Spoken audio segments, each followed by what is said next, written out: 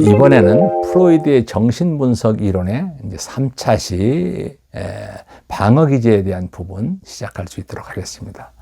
우선 지난 시간에 이어서 이제 동일시에 대한 부분이죠. 동일시는 다른 사람의 어떤 재반 성질을 받아들여서 그것을 자신의 성격의 한 부분으로 이제 합쳐버리는 것을 얘기한다. 이렇게 말할 수가 있죠. 이것은 다른 사람의 행동을 따름으로써 긴장을 감수하게 되는 것으로서 자기보다 더 욕구를 만족시키는 것으로 보이는 사람을 하나의 그 본보기로 이제 삼는 것이라고 볼 수가 있습니다.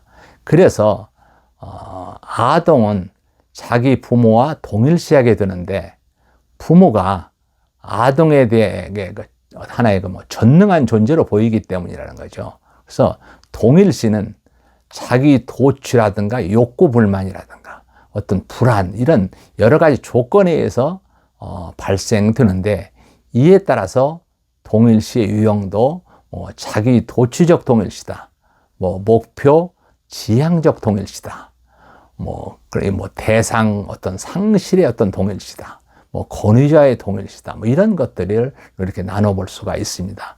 예를 들면 호된 시집살이라는 며느리가 나중에 호된 시어머니가 되는 것, 이런 예를 들어볼 수가 있는 거죠.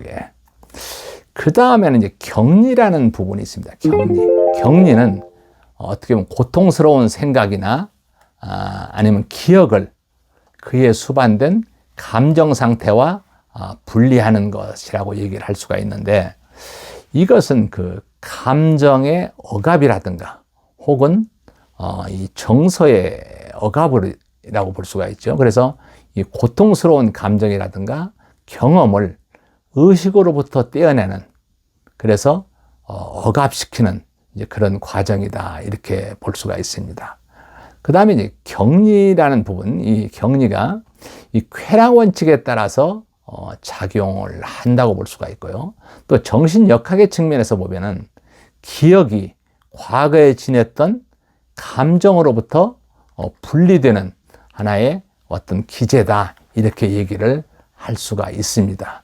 예를 들어서 남편이 죽었다는 그런 통보를 받고도 아무 일이 없다는 듯이 태연하게 하던 일을 계속하는 어떤 아내라고 할까요? 이런 부분을 예를 들어서 우리가 생각을 해볼 수가 있습니다. 그 다음에 이제 반동 형성이죠. 반동 형성이라는 것은 불안을 일으키는 그런 성적, 공격적 충동과 생각이라든가 감정을 억제만 하지 않고 말 그대로 의식 수준에서 그 반대의 태도로 나타내는 것이다, 이렇게 볼 수가 있습니다. 이것은 받아들일 수 없는 그런 욕망과 대립되는 어떤 그 과장된 감정이라든가 행동을 피해서 그러한 욕망을 극복하려는 그런 시도라고 볼 수가 있습니다. 예를 들어서 미움을 사랑으로, 복수심을 애정으로 표현한다든가, 이때 성욕은 전혀 문제가 되지 않는 다른 대상에 대한 그 애착이나 이 바뀌는 것을 말한다고 할 수가 있죠. 그래서 이 반동 형성은 두 가지 단계를 거치는데, 첫째는 그 받아들일 수 없는 충동을 억압하는 것이고, 둘째는 그 반대적 행동이 의식적 차원에서 표현되는 것이다, 이렇게 볼 수가 있죠. 예를 들어서 미운 놈 떡 하나 더 준다든지 눈먼 자식이 효도한다, 이런 것들이라고 볼 수가 있죠. 또 그 다음에 그 방어기자 중에서는 취소에 대한 부분을 한번 생각해 볼 수 있도록 하겠습니다.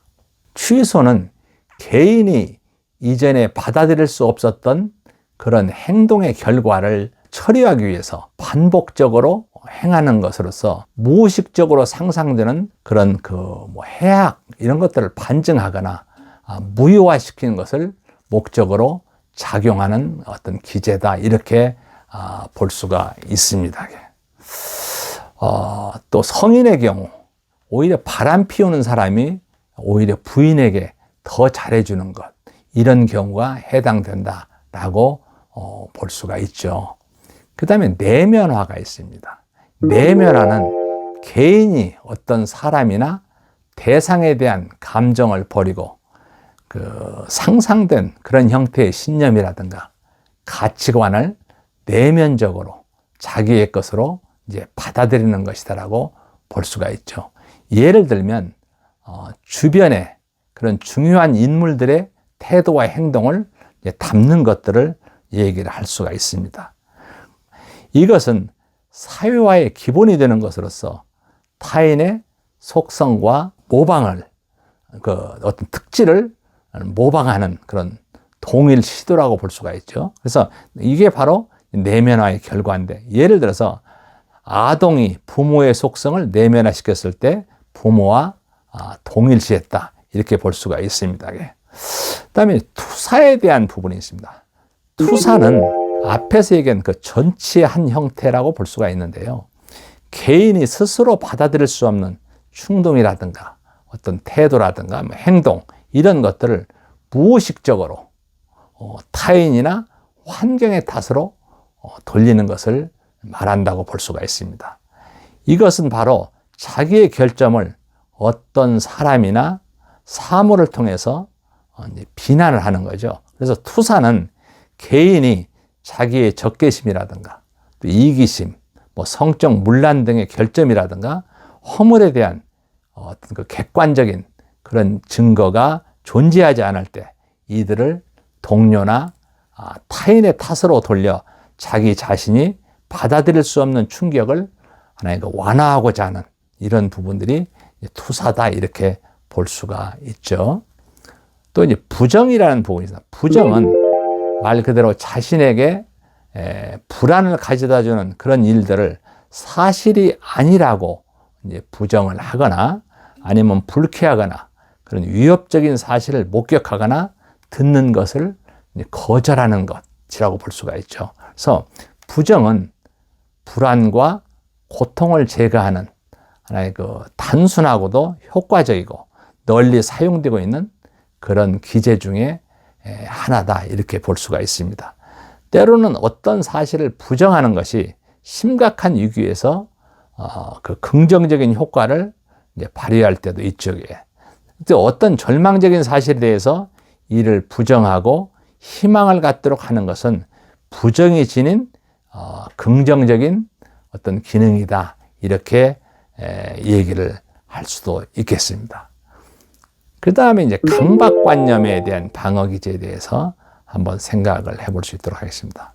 강박관념은 말 그대로 불안을 제거하거나 경감시키기 위해서 행하는 어떤 반복적이고 그 영속적인 그런 행동, 예를 들어 사고, 습관, 이런 경우를 말하는데, 이것은 어떤 특수한 부분의 생각을 잠시 동안 의식하지 않기 위해서 자신의 정상적인 생각으로부터 그것들을 분리해서 고립화시키는 것을 얘기하고 있습니다.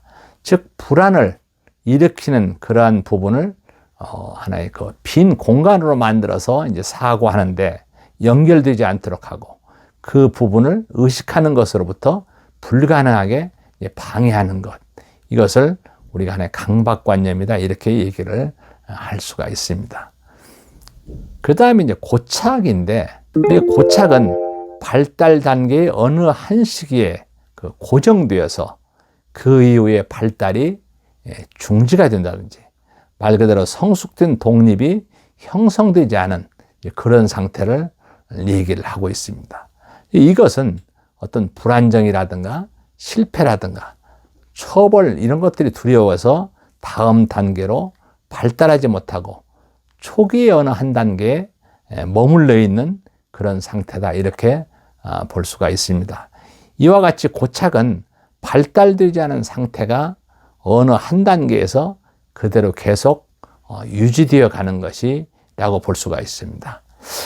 그 다음에 그 방어 기제에서는 그 퇴행을 한번 생각해 볼 수 있도록 하겠습니다.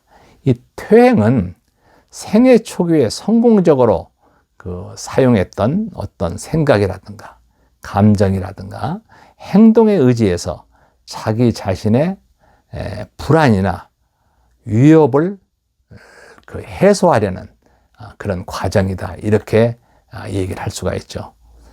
즉, 이것은 바로 실패할 가능성이 있거나 어떤 불안한 상황에 대한 해결책이라고 볼 수 있는데요. 예를 들어 생애 초기 단계의 행동 양식으로 자꾸 후퇴해 나가는 것. 이걸 얘기하죠. 그래서 퇴행은 안전하고 즐거웠던 말 그대로 인생의 이전 단계로 후퇴함으로써 불안을 완화시키고 일시적으로 불안을 감소시키지만 근본적인 원인은 잘 해결하지 못한다는 거죠.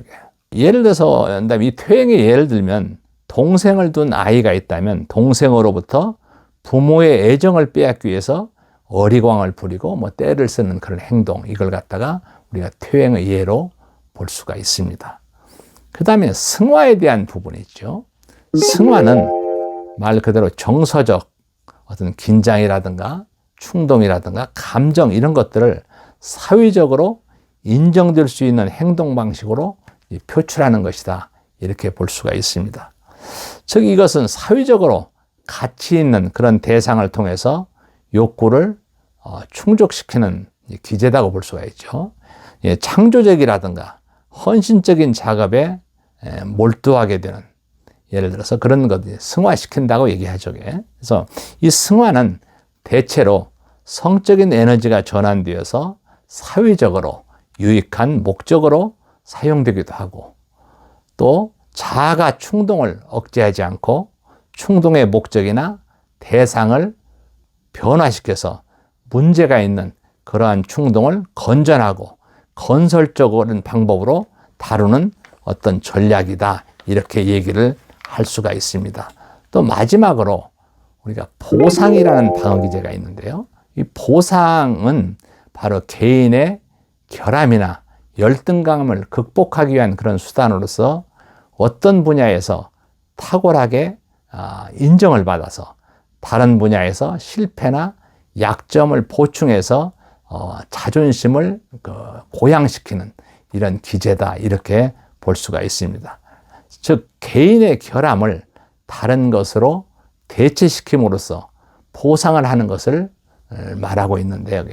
그래서 이 보상은 긍정적인 면과 부정적인 면을 동시에 지니고 있습니다. 그래서 특히 이제 예를 들어서 청각장애인이 유명한 음악가가 되는 것, 또 어떻게 보면 이제 소유당한 사람이 다른 사람의 관심을 끌기 위해서 어떤 반사회적인 행동을 하는 것, 이런 부분들을 우리가 쉽게 해서 보상이라는 하나의 방어 기제를 사용할 수 있다라는 얘기죠. 자, 그래서 방어 기제까지 쭉 알아봤는데요. 바로 이제 이 프로이드 자체는 말 그대로 여러 가지 치료 과정에서 나타난 신경증 환자의 언행, 이런 부분들을 많이 이제 봐왔어요. 그래서 이 프로이드가 얘기하고 있는 우리가 중요하게 생각하는 하나의 자유연상이라든가 꿈이라든가 해석, 전이, 이런 부분을 한 번 더 생각을 해본다면요.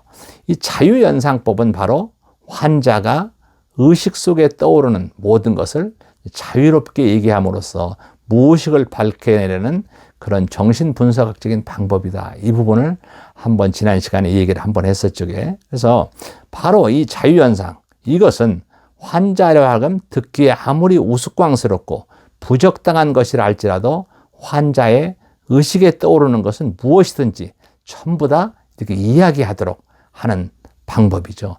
예를 들어서 우리가 기차를 타면 기차가 지나가면서 주변의 환경이 계속적으로 지나가죠. 이런 것과 마찬가지라고 할 수가 있습니다.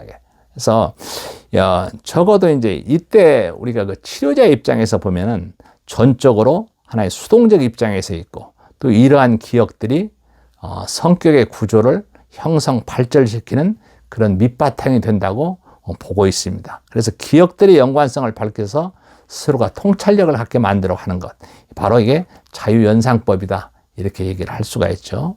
꿈의 해석 같은 경우는 환자가 자기의 증상이나 동기적 갈등의 원인을 이해하도록 꿈이 상징하는 것을 해석해주는 하나의 정신분석학적 기술이다. 이렇게 볼 수가 있습니다. 꿈은 여러 작용의 원초적인 표현이라고 할 수 있고요. 무의식이 전의식을 통해 의식으로 나타난 그러한 결과라고 볼 수 있기 때문에 꿈의 분석을 통해서 환자의 증상이라든가 갈등의 원인을 이해하도록 돕는 거죠. 또 하나의 전이에 대한 부분.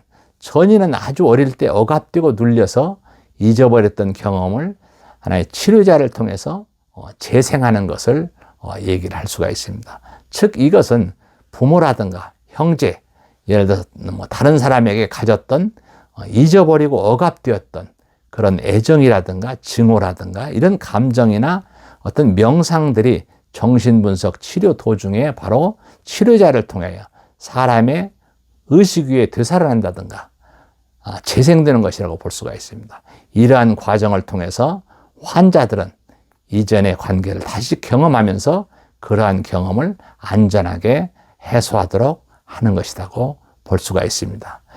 이렇게 진행을 하면서 저희가 이제 프로이드의 정신분석 이론에 대해서 쭉 진행을 하고 하나하나 조금 알아봤습니다. 이상으로서 3차 시 강의를 마칠 수 있도록 하겠습니다. 감사합니다.